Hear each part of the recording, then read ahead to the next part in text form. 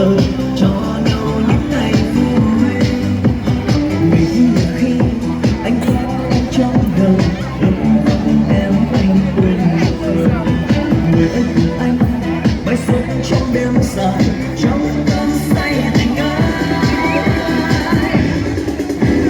Xin dành trọn cho em ngàn muôn chiếc ôm hôn say.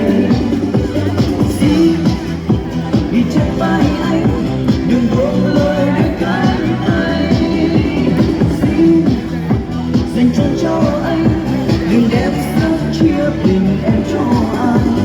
Xin ở lại bên anh đừng vội mang say khúc mai.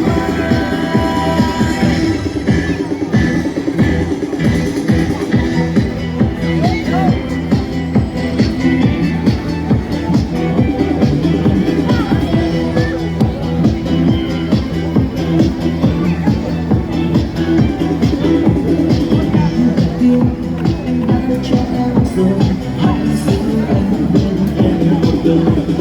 Nghĩa cùng anh đi khắp muôn phương trời, cho nhau những ngày vui.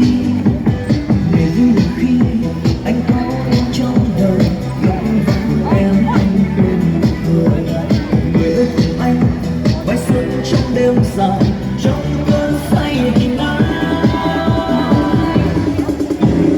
Xin dành trọn cho em ngàn muôn chiếc hôn say.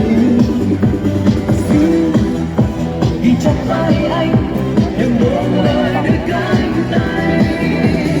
Xin dành trọn cho anh đừng đem